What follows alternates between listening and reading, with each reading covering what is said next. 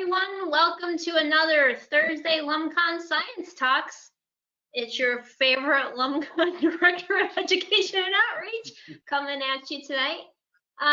If this is the first lecture you're attending, we're just going to take you through Science Talks 101. So there will be myself and one of my staff members on the back side of this talk monitoring all questions that you send in, which we will then translate for Guillaume later after his talk.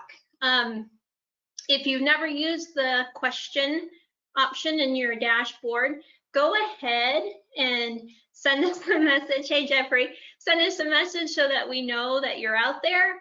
And I do have a question for you again tonight. And the question is a hot dog a sandwich? So send in your answers, get those answers in, make sure we know you're using those question boxes correctly. Other than that, that's all I got tonight. Oh, no, it's blasphemy. Right answer. Ooh, a hot dog is absolutely a sandwich. Thank you, Jason, for that strong answer. Hey, Elaine, how are you?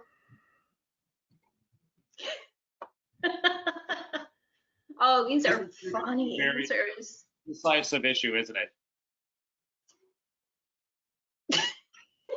I think I opened a can of worms here.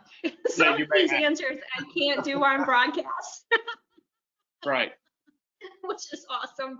So great job. It looks like it's a cousin of a sub.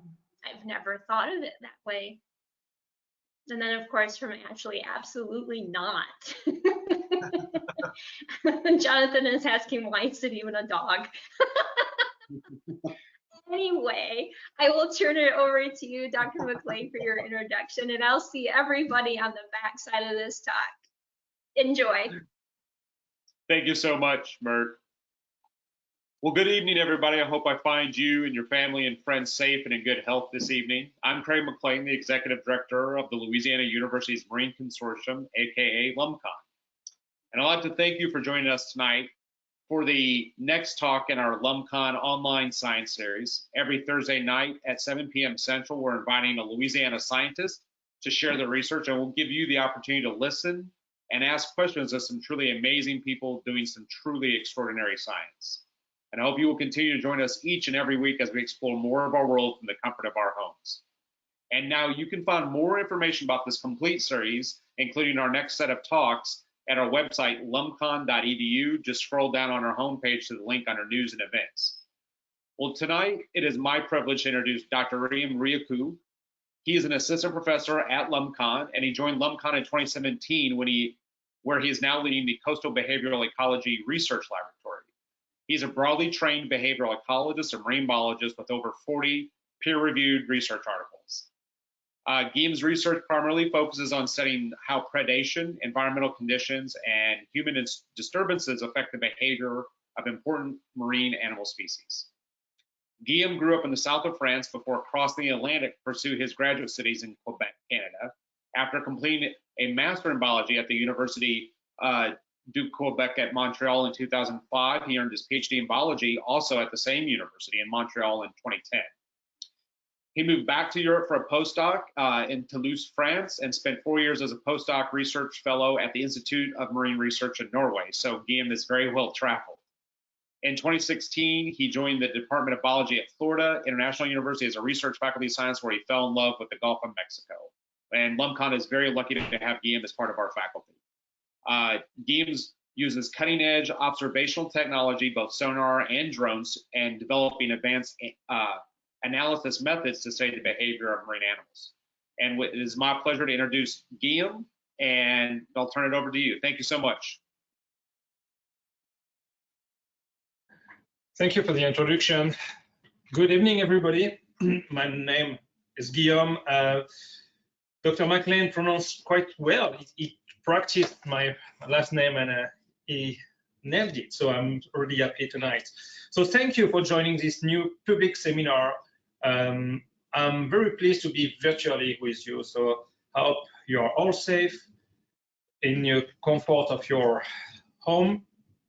Today, I would like to invite you to dive with me into the fascinating world of animal collective behavior in general, and more particularly into the function and mechanism of schooling behavior of fish. So let me share my screen. We should be okay.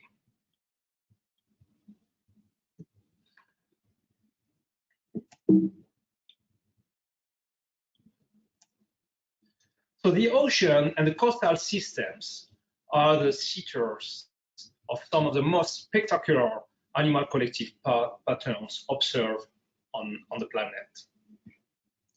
As you can see in this fascinating image showing a school, an enormous shoal of bait fish trying to not to be the next meal of these marine predators.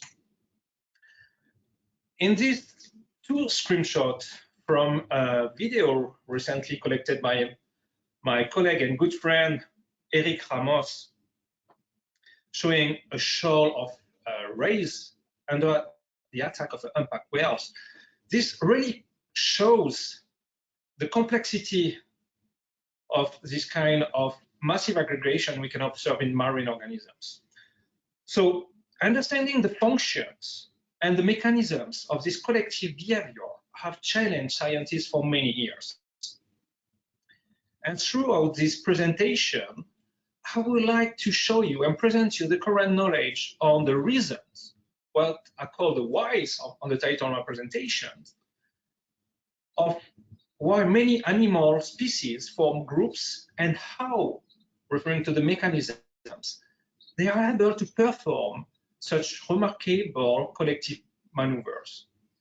I would like to show you another video collected by Eric, this time just before the pandemic in Mexico, showing this fascinating wave and fascinating maneuvers that a school of predator, it's a school of jacks, a species of piscivorous animals trying to catch a shoal of bait fish.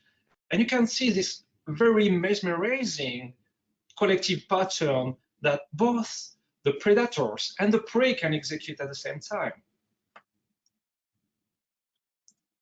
So I won't surprise anyone tonight if I told you that many species in the animal kingdom form groups.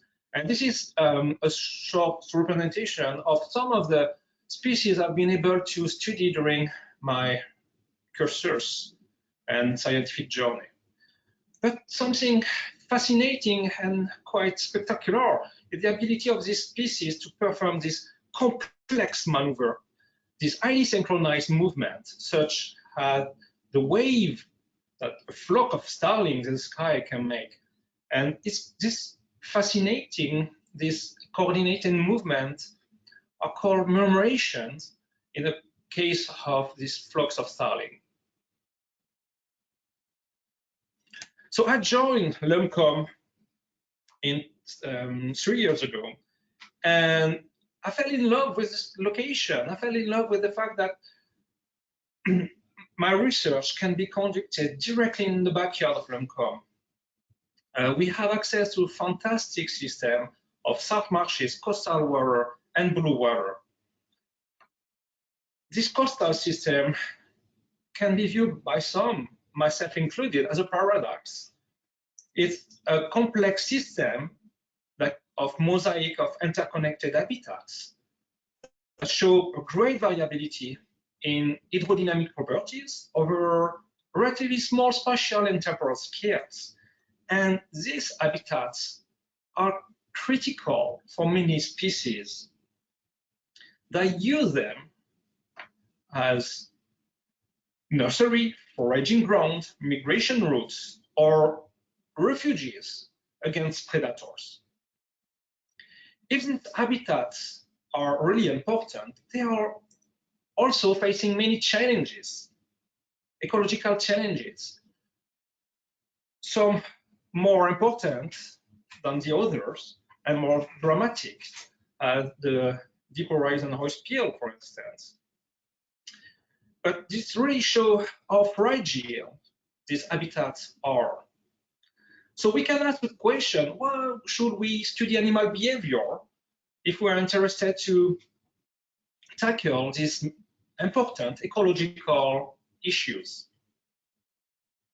First, it's important to consider that behavior is the interface between an animal and its direct environment. And we can see how animals can respond to change in their direct environment.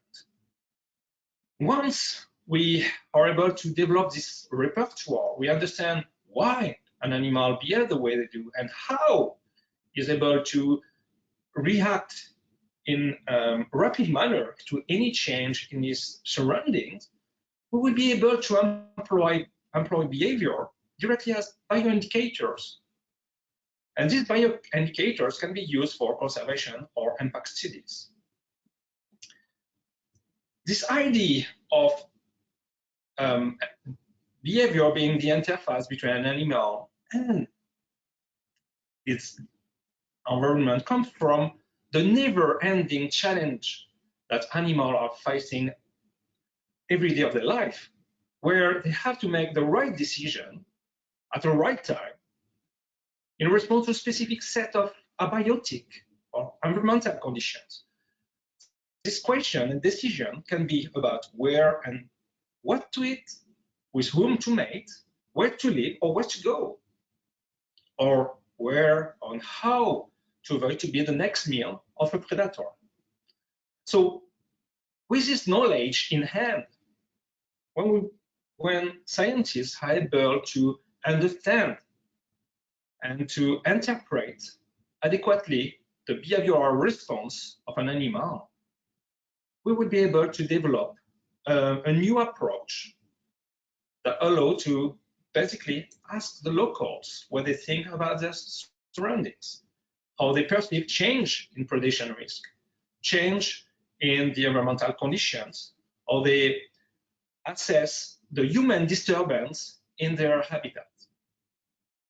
So altogether, this has been the topic of my research program, where I try to understand why and how fish school, how they collectively react to a set of abiotic or biotic conditions and human disturbance. So the general explanation for why many animals form groups over the animal kingdom, not only with fish, is to reduce the risk of predation.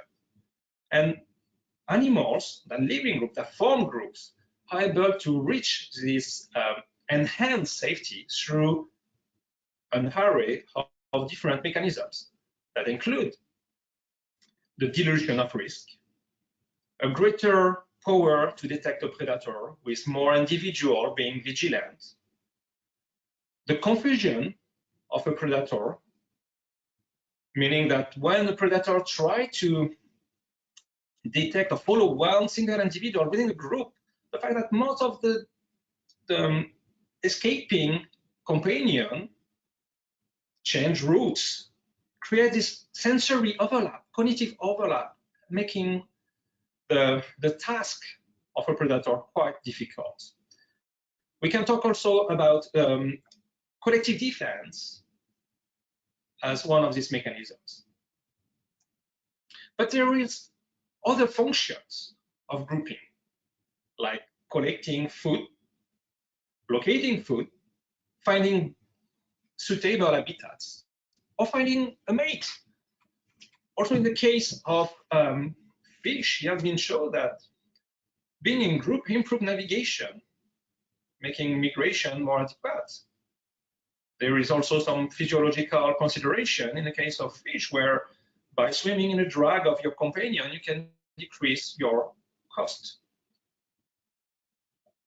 It's important also to keep in mind that we can learn from others. We can learn from our companions. And this is what we call social learning. This has been the topic of my PhD study back in Montreal, where I was looking at how individuals learn from each other and the benefit and costs of learning from each other. So social learning is the building block of what scientists call animal culture. And if you are interested about this topic, I invite you to dig into this, dive into this book called Culture Evolved. So an interesting question that took me 4 to 5 years to try to answer when I was a postdoctoral fellow in Norway was to try to understand why many fish form this massive aggregation that can reach size up to billions of individuals, that can spread across kilometers, dozens of kilometers long. And I tackled this question with some of my colleagues that I really want to acknowledge. Nils Olav Undergaard from the Institute of Marine Research in Norway, Anders Ferno from the University of Bergen, Norway, and Christos Ioannou from the University of Bristol. And we, with this team of nice and very intelligent colleagues, we tackle the question using different fields. So Nils Olav is a trained mathematician. Christos is really into the mechanisms of behavior. And I would say like Anders and I are really hardcore, old school behavioral ecologists interested about the why question, the ultimate benefits. So we wanted to understand why fish form this massive aggregation and revisit the current knowledge about grouping in animal in general and see if it can provide a decent explanation for this. So we have this romantic view of living in group. Perhaps because I'm French, I like to refer to the musketeers. And the general idea is an increase of group size will lead to an increase of security for grouping animals with a classical linear relationship. But the question remains that does this group size effect is still prevalent for massive aggregation? Size can reach several thousand, and in case of herring, Atlantic herring, reach size of several billions of fish. So we retested our model, this classical model, by just reparameterizing the model with larger group sizes. And we found that quickly, as you can see, or perhaps you see my cursor here, that rapidly survival reach a plateau, whereas there is no gain in survival when group sizes increases. And this is robust across different types of predators that can either kill one prey at a time or up to a predator that can engulf a part of the shoal in a single attack. So we were facing the wall. We realized that the classical theory from the functional theory, the behavioral ecology, this idea of an increase of group size and use a greater survival was not sufficient to explain why fish form this massive aggregation. And this was particularly true when we consider predator, the predator perspective, where some species, especially marine mammals, take advantage of the pre-aggregative behavior. Some whale species or killer whales try to use this tendency to pack when the fish feel threatened to increase their catch effort and success. And this is what humans are doing also when the fishermen are using the purse-seining technique, try to crowd the fish to improve the catch success. So we were really facing this crisis where we were not able to provide a strict answer. But we gained a lot of knowledge from Acoustic Survey, or Oceanic Acoustic Survey. So this is a work from some of our colleagues who are using acoustic sonars on board of research vessels, looking at the distribution, the abundance, and somehow the behavior of marine fish, such as sardines, mackerel, herring. They found that it was extremely important to focus on the school density or the position of a fish within a school, or how the shoal was distributed in such a different way with what a French researcher, Fréon, and his collaborator called nuclear and vacuole, zone of high concentration of fish, and zone where basically you have no fish at all. And they came with this idea of compressing and stretching and tearing hypothesis, where the school was considered like a sponge, where you can compress and increase the density, and suddenly, in response to an environmental external stimuli, the sponge, you remove the pressure on the sponge, and you have this change in shape and internal structure of the school. So because of this massive work of this new perspective at looking and gathering incredible data, we were able to refer to the massive shoal formation and the collective reaction without having for the first time to refer to shoal size.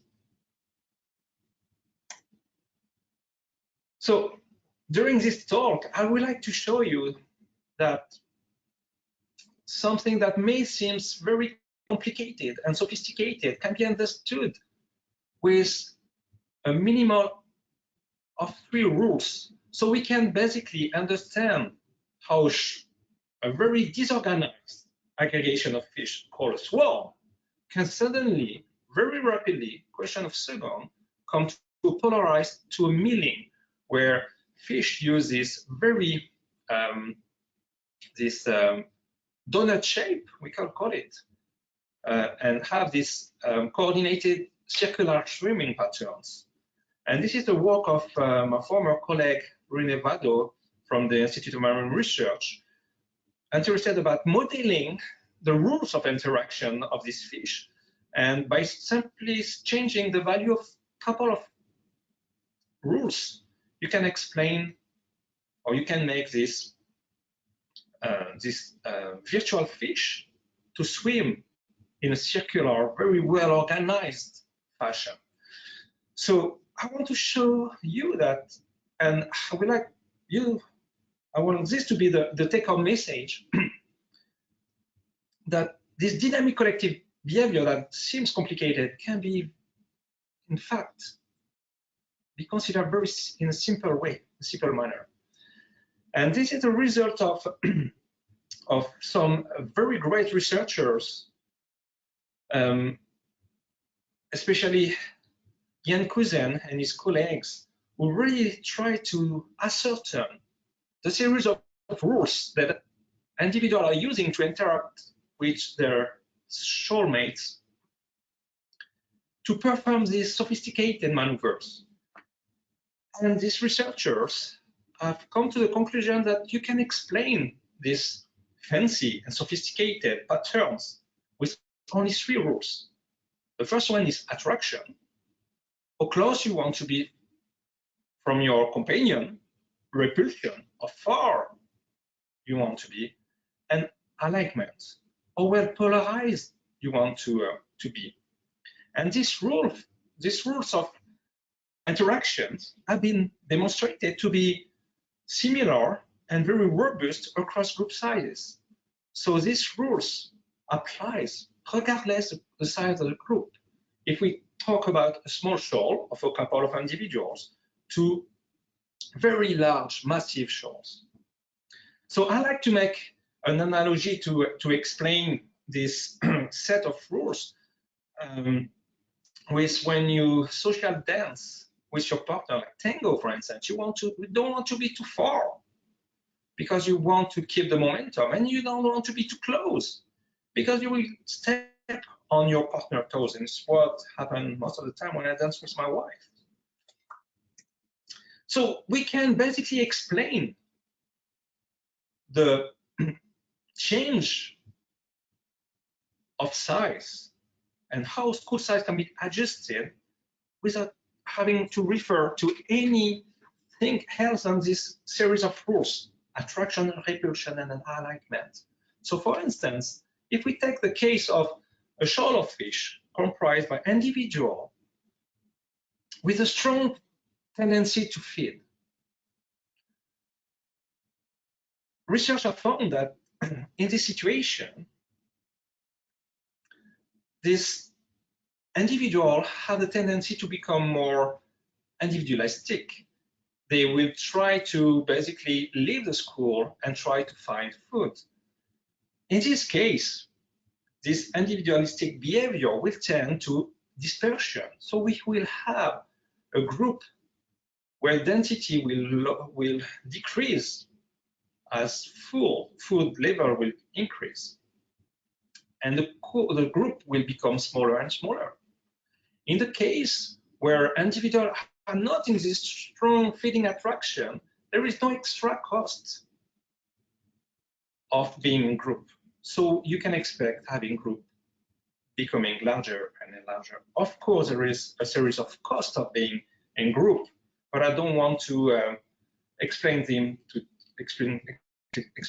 today. It can comprise lower of a reduction of available oxygen in the school, competition for food, disease, and so on.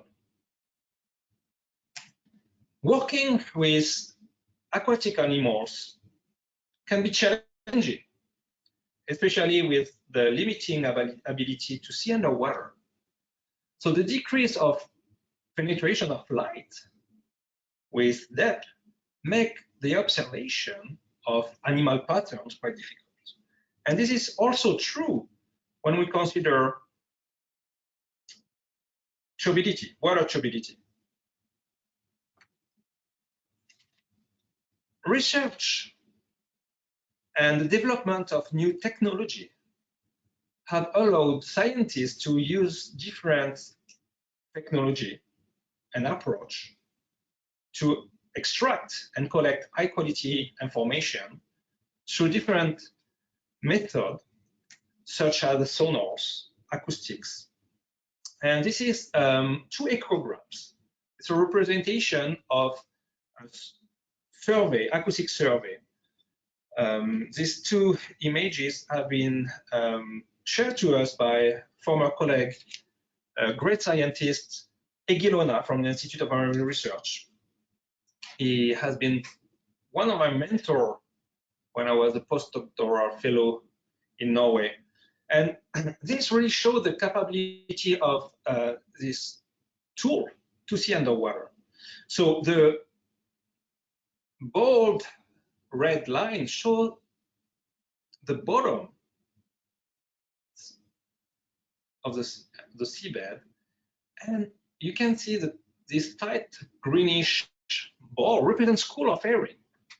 And we learn a lot through this acoustic survey on the plasticity, the flexibility of the collective behavior of these species, that only these techniques allowed us to achieve.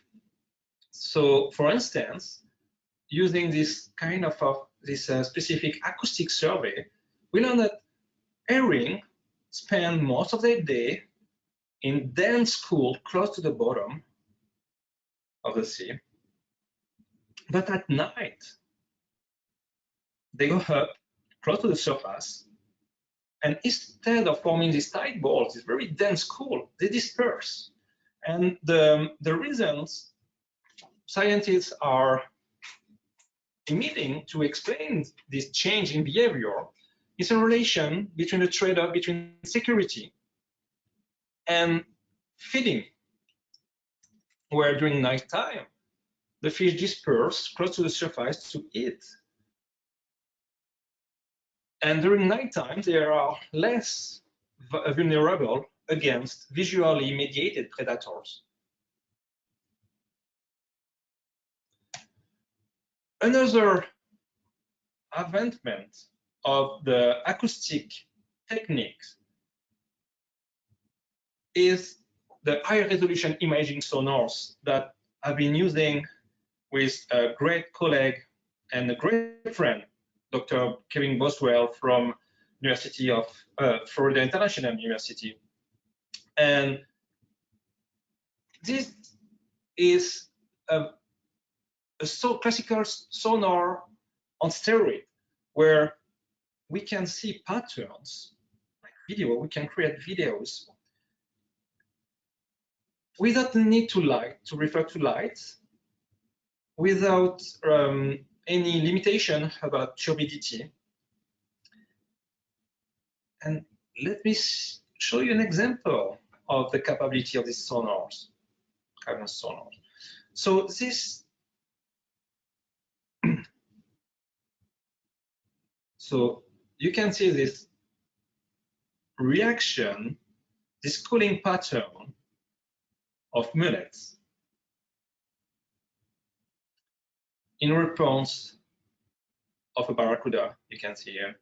And you're going to see a flash expansion, a direct response. Here we go.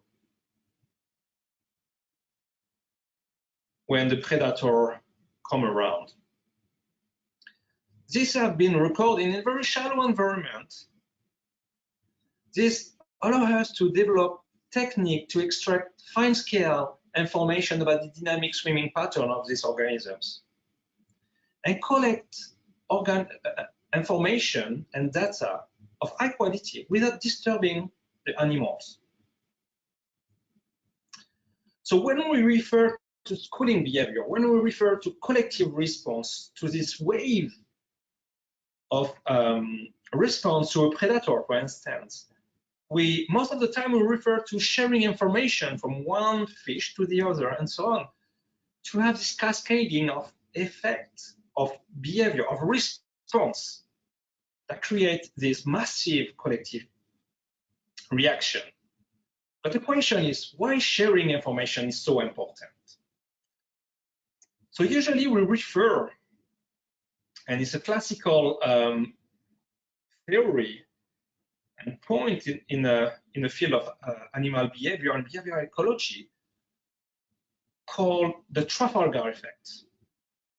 You refer to a battle, a naval battle, that the English fleet won against the coalition between Spanish and French boats. And the English use this way of signaling information using flags. And the information from one boat to the other transfer rapidly. And scientists are referring this transmission of information, this rapid transmission of information, to understand the rapid response to a prey group to an approaching predators. And this can be used to explain the rapid reactions when fish are exposed to a threat. I would like to share with you another acoustic video collected by Niels Van and Kevin Boswell and other colleagues. These have been recorded in South Louisiana. It's a shoal. You're going to see a shoal large aggregation of menhaden, small bait fish around here, very important economically speaking, especially for the oil content of this fish, a great source of omega-3. And these fish are preyed upon by sea trout. And these sea trout are coordinated predators. And to show you the importance of sharing information when you are prey, it's important also to consider what predators are doing to disrupt this sharing of information to improve their catch efforts. So here you're going to see a perfect example of the arm race between predator and prey. And it's a great video. So you can see this wave made by the menhaden, and suddenly you see a group of very well aligned, let me show you it again, aligned sea trout try to make the shoal split to disrupt information transfer. Leave the video to play a bit to make sure that you are able to see. So when you study animal behavior patterns, it's important to ask questions.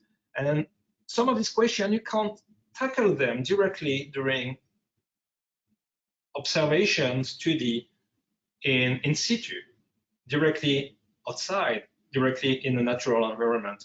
You need to develop experimental procedure where you have strong control settings and a series of experimental conditions allow you to answer your hypothesis or formulate your answer a question and validate your hypothesis. When I was a postdoctoral research fellow in Norway, I've been very fortunate to be able to run a series of experiments on a very large school of herring in this system. It's an aquaculture facility in a small island south of Bergen, directly in a fjord. It was a very beautiful place to work on. And we were interested about looking at the anti-predator response of herring. And these species usually dive, collectively dive, when they perceive a threat. So we asked the question about, can a school of fish collectively adapt to the predation, to the risk of predation? Can they adjust their behavior? Can they perceive change in the level of risk in their surroundings? And the follow-up question was, if they do, what do they do it for? Does this improve survival? So we developed a series of tests to see if first fish can change the schooling tendency in a response of risk, and whether these changes improve survival.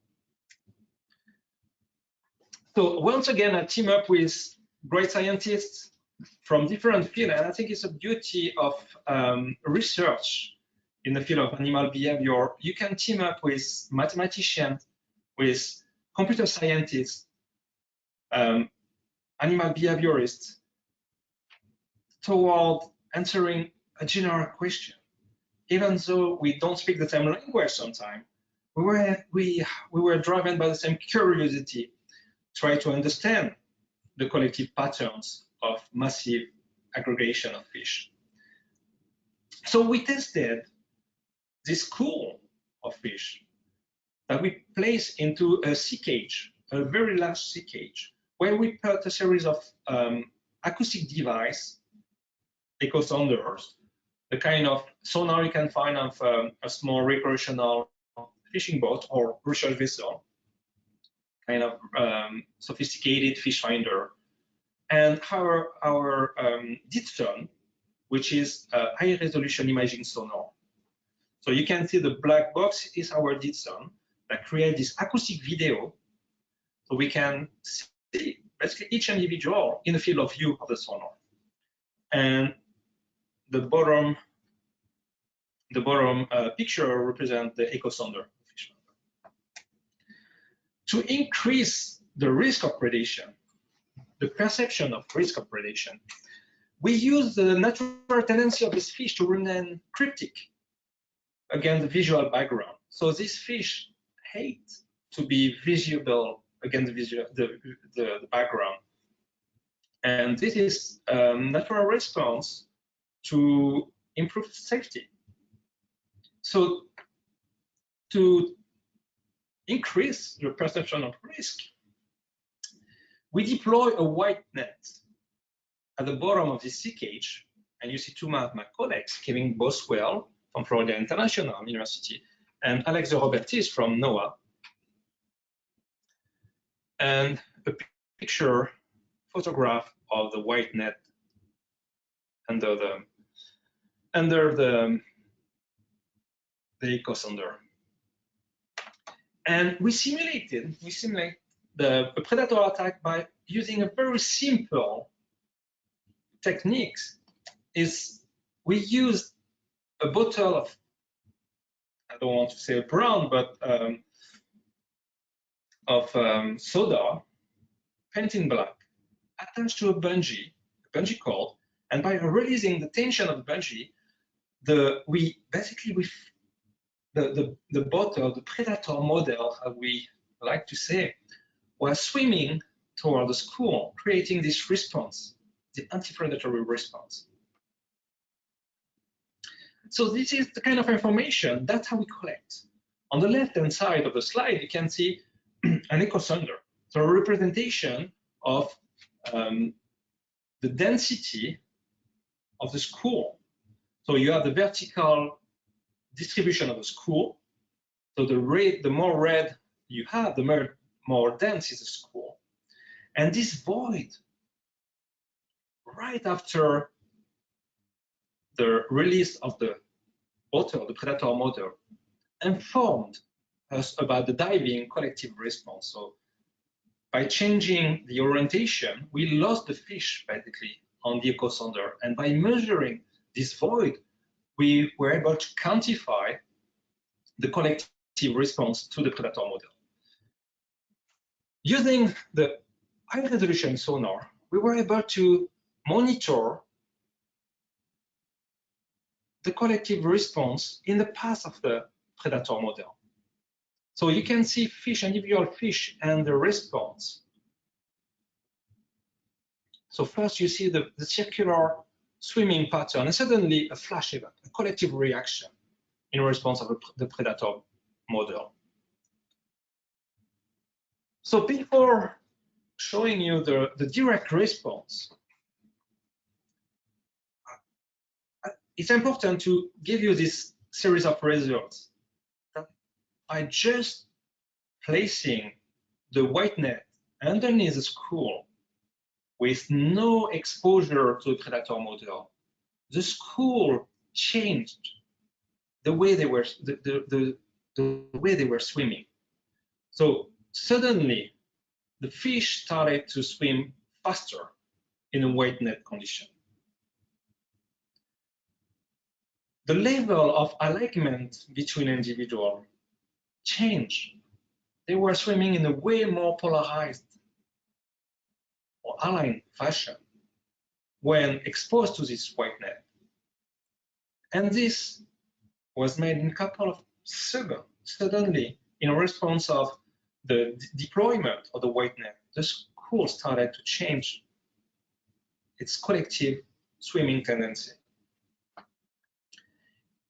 It took us a long time to develop a technique to be able to track individuals and measure the wave of propagation of a response in the path of the predator model. We use a technique called particle image velocimetry to measure, to quantify the extent to which information propagates, the speed at which information propagates, and to have this idea of how strong the collective reaction was. And we found that in a white net condition, the collective reaction was basically doubled. And when the school was tested in a brown net condition, like in a normal, in a less scary situation.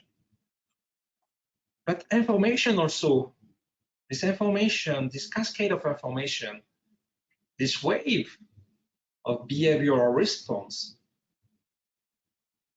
was faster in the case of the school tested in a white net condition.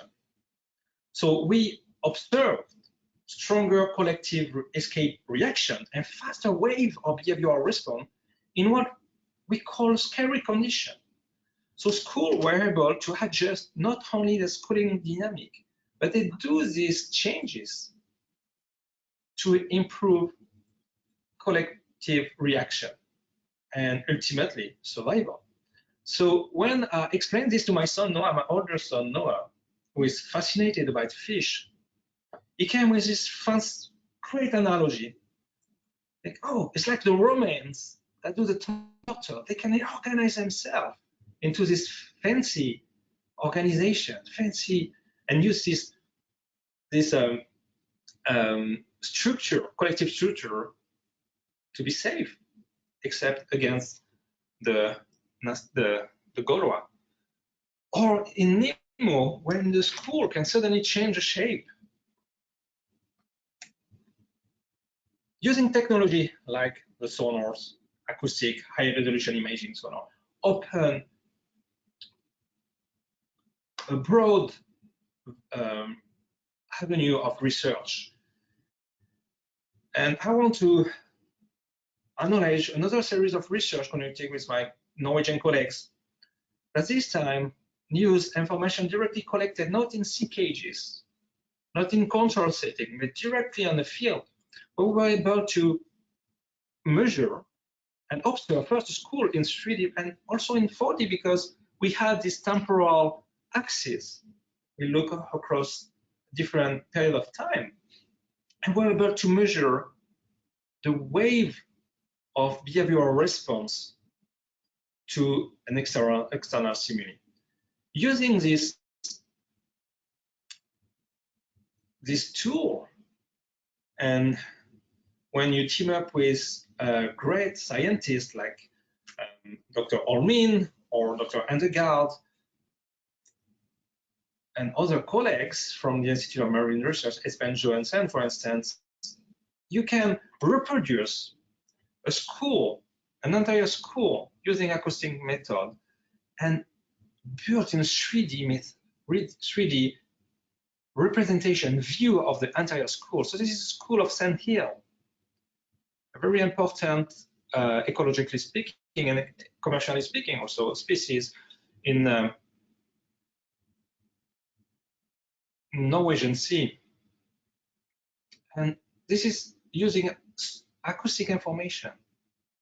Each point represents a fish. So it's an incredible research tool that allows us to tackle questions related to the function and mechanisms and ecological responses of this species. I want to bring you into salt marshes now and show you a series of results of research conducted with some colleagues from University of South Carolina and the Baruch Institute, Matthew Kimball, Dr. Dennis Allen, and again, Dr. Boswell, that we have been conducted over a couple of years, interested about how schooling fish, prey, are using their habitats to avoid the risk of predation. And a fascinating tendency of small fish is to use pools that form during low tide, like this one here. If you see my cursor, this pool become completely isolated during low tide, but reconnect to the subtidal waters to this channel, deep channel, during high tide, the predator, the piscivorous individual organisms, are cruising this water. And during low tide, because of the shallow water, can't access this small pool. And fish, small prey fish, are using this pool to perhaps reduce the risk of predation during low tide. So we were interested about looking at this use of refuge by small nectonic species. So we deploy the newest version of the DITSON, of the acoustic imaging sonar, in one of these shallow pool that becomes isolated during low tide. And we look at the tendency and habitat use of these ephemerous habitats by small fish. And we found that the schooling tendency changed between day and night. Fish form smaller school during nighttime, bigger school during daytime. Bigger school during nighttime, sorry. But we wanted to see the reason of the change of schooling behavior. So we reproduced the white net experiment that I showed you earlier, that we conducted in sea cages. We reproduced this experiment in situ by simply covering the entire bottom of this pool with a white net. And using our high resolution imaging sonar, we look during a long period of time how the schooling behavior changed in the presence of the white net or when the white net was removed. And this is kind of video we can observe where perhaps we just witnessed the less luckiest fish in the pool, I think attacked by a flounder. So we can see the small fish around here and the flounder. So this kind of level of data we can collect using the sonar, this kind of sonar, specific type of sonar. So we found that in a white net condition, school size increase. And the distance to the closer individual decrease. So this is really in line with the former result I showed you about the capability of a fish school to change the internal structure, their organization at the collective level in response to a perceived risk of predation. So they perceive the pool, even if they use this pool as a refuge, as a greater risk when the fish when we deploy the white net, increasing their conspicuousness against the visual background. We continue to run research in my lab at LIMCOM, and I've been lucky to welcome several research RU students, which is a research experience for undergraduate students supported by NSF that allow young scientists to come to LIMCOM, spend up to 10 weeks, team up with a mentor and run their own research project. And this specific research have been conducted by Charles Seelek. He was my first RU student, and we ran a fantastic small experiment. We wanted to test the anti-predatory reaction of school in response of a dynamic environment. The question is how a fish school can adjust their risk, their collective behavior in response of a risk of predation in the absence of water flow to mimic the effects of tide. We found that it was quite difficult to train a predator, especially we wanted to train an avian predator.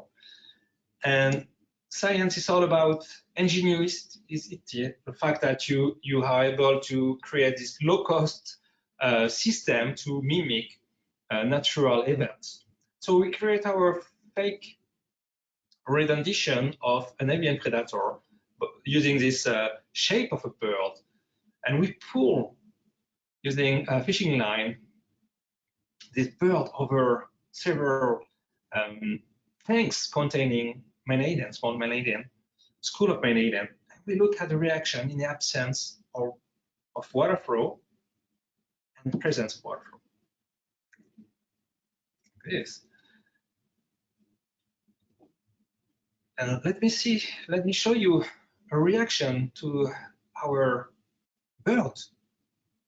And we quantified the response. So we developed a series of techniques to monitor the reaction, to quantify the reaction. I will show you again. And this is when there is a bird flying over the tank, and you can see the reaction. Fish becoming more aligned, the school repacking, and when there is no bird around.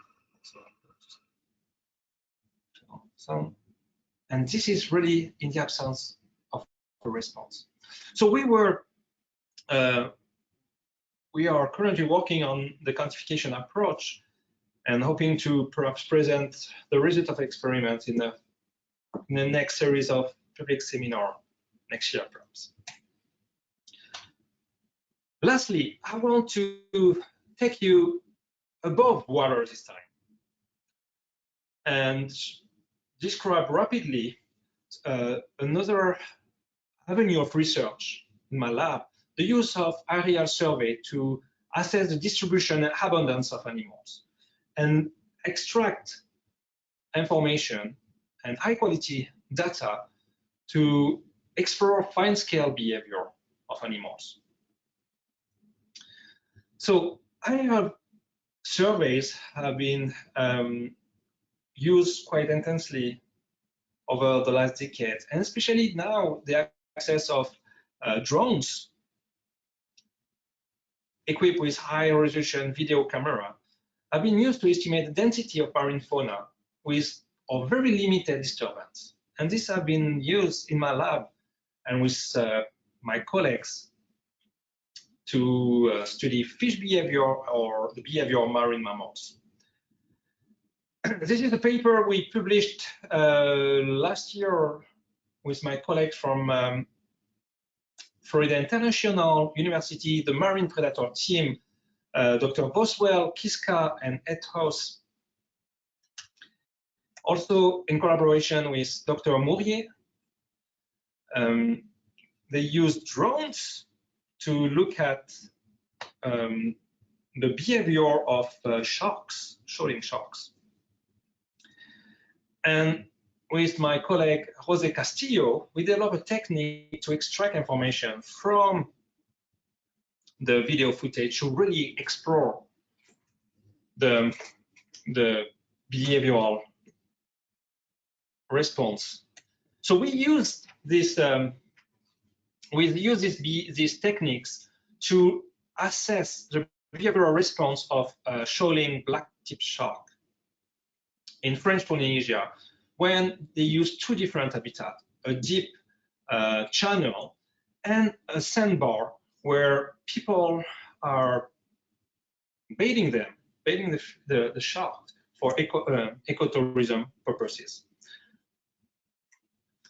So this technique allows us to track each individual in a shoal and look at the schooling tendency, the shoaling tendency, in response to the presence of humans in the water when they are in the sandbar, or the absence when they are fully swimming in this deep water.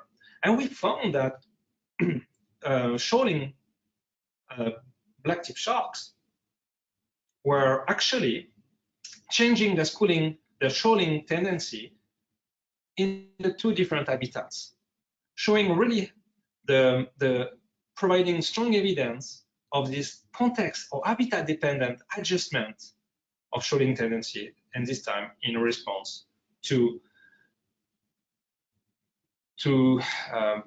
the presence of person around. So I think I'm going to end up here to leave some time to answer some of the question. And I would like to finish with some of the video collected by another colleague. I've been collaborating for a couple of years. Dr. Kaijira from University, the Florida Atlantic University in Boca Raton. I've been conducting this plane survey in Florida, looking at the distribution and the migration pattern, seasonal migration pattern of black-tip sharks. And using this quantitative technique, we're able to track individual and really look at the collective behavior and the adjustment of this collective pattern in response to change in water quality, human disturbance, and climate change, for instance. So I would like to end the presentation here to make sure that we have enough time to answer some of your questions. Thank you for your time. It was really great to talk to you and to be virtually here. Thank you.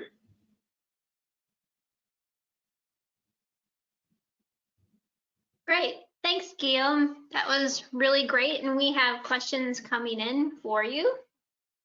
So if you're out there and you have questions for Guillaume, please use the question box and we'll get to as many as we possibly can. The first one came in pretty early in your talk from Tally. She's wondering if there is a hierarchy or a shift regarding the position within schools, and if you've noted that, and if you have, what causes it? What drives that shift? So some research have shown that there is some leadership in schools, where some individual, perhaps more well-informed about the state of the environment, can take the lead. And researchers such as Jan Kuzin and their colleague, if I'm correct, have found that you have this quorum. It takes a quorum to make a school move. So you have this, say, number of individuals that you need to reach before you have this collective pattern, that you have this wave of reaction.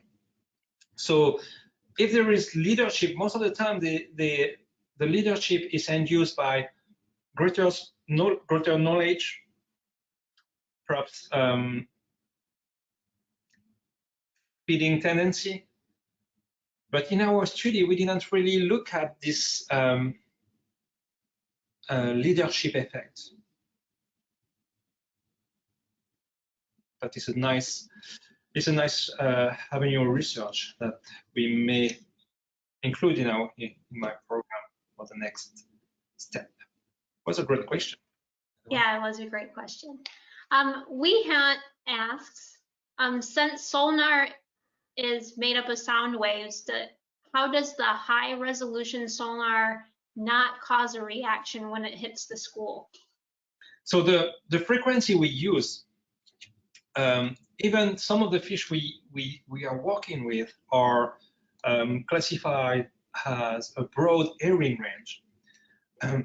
It's such higher that it doesn't really reach the hearing range of this fish. So the fish doesn't really react or are not disturbed about the frequency we use. Just to give you a number, the newest version of the iris of this high resolution sonar are in a range of 3 megahertz. It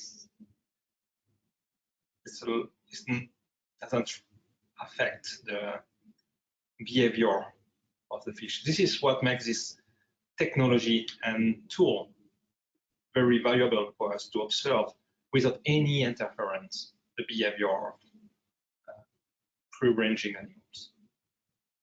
Great.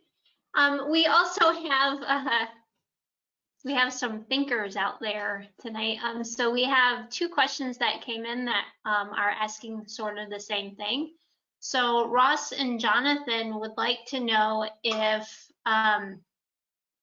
the fish response to a predator, is it intuitive or is it learned? And is schooling is schooling considered intuitive or learned? This is a great question.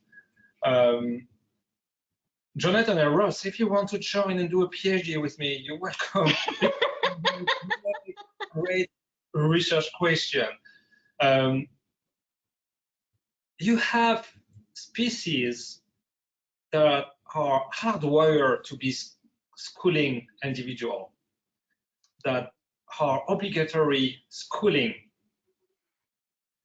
But you have other species that only school, only form shoal, or only aggregate with companions during a certain period of time. It can be seasonal, it can be linked with reproductive patterns, it can be very brief. So this question is very, very broad. There is really a mixture of hardwiring and socially learned patterns, I would say. But Ross and Jonathan, you're welcome to join my team. You've heard it here and we're recording it, you guys. Arturo has a question about the mechanism of information transfer between fish. Do they use their lateral line in the schooling behavior to transfer information? It's really a combination of different sensory modalities. You have the combination of visual signal. Vision is critically important, but lateral line sensing also play an important role. So it's a combination of these two modalities. And you have a series of research that have been conducted to try to ascertain the specific contribution of these two modalities, where a classical study where they impair vision or impair lateral line and seeing if fish were able to school. And they found that by impairing one of the other, you change the schooling tendency, but not all the time the capability to swim with companion. So it's really the interconnection, the interplay of these sensory modalities. And again, another great question. Yeah, we're getting some great questions coming in. The next one is from Todd, and his question is if you have observed any unique Louisiana or northern Gulf of Mexico schooling, so schooling behaviors that are unique to our region. Mammalian are quite, Gulf mammalian are quite impressive. They form this huge, this massive aggregation, come close to the surface. Tiny animals, tiny fish, it's particularly impressive. And especially when they are attacked by a lot of marine predators or avian predators. The reaction is just mesmerizing. In terms of large schooling or large aggregative behavior, I've been quite lucky during my appointment at Florida International University to work with a great team of researchers looking at vertical migration of fish from the deep sea to the surface. And this vertical migration occurs every day in the Gulf of Mexico. And they are basically considered as the largest mass migration of animals on the planet. It's ubiquitous on all the ocean in the world. And this is just incredible to think that so many animals can move at the same time every day, up and down, going to the deep sea to the surface, and are able to basically coordinate the collective migration pattern. It's just fascinating. As a scientist, or just as a, yeah, I feel like a kid when a very curious kid when I look at these patterns. And Yeah, perhaps why I fell in love with the Gulf of Mexico. yeah, it's really cool to think about that mass migration happening every day, and we don't observe it unless we're looking for it. One more question. Our last question for the evening is coming from Aaron. Aaron remembers that you said a quorum is needed to move a school. And Aaron's question is there a type or speed of movement by one fish in response to a predator that can trigger the wave of the school's response? So most of the fish perform this sea start. It's like a bending of the body to burst in response of a threat or external stimuli, and create like this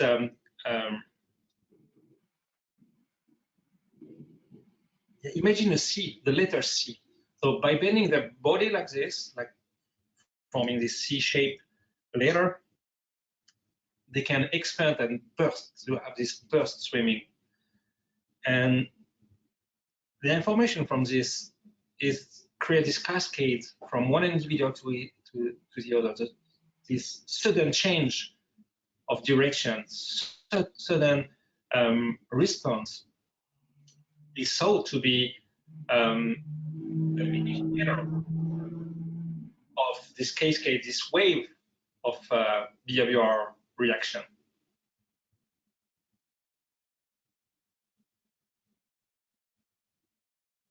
Let's see. Okay, one more because it's so good. I can't stop. The questions are so good. Elaine is asking, can schooling behavior occur if a large predator is compromised? Can a predator become the prey? Oh. I never. Oh, great question. You kept one for the best one for the end. I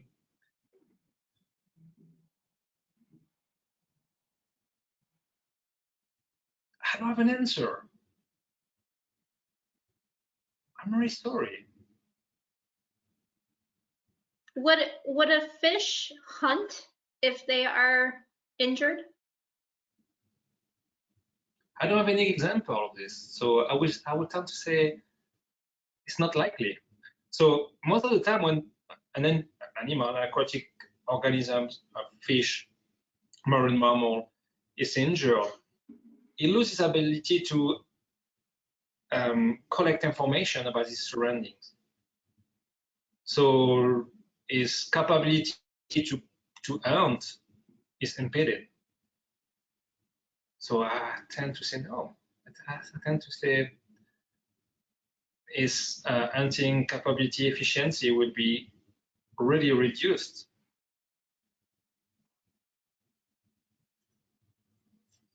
I'd have to agree, but I think we're going to end that with our educated guesses. I try to remind the couple of hundred or thousand paper I read and see if something pop up. But most of the time, when you remove, when you decrease or remove or impede or block one's, I would say, sensorial pathway of a forager, of a predator, you decrease its ability to access food, to locate and catch prey.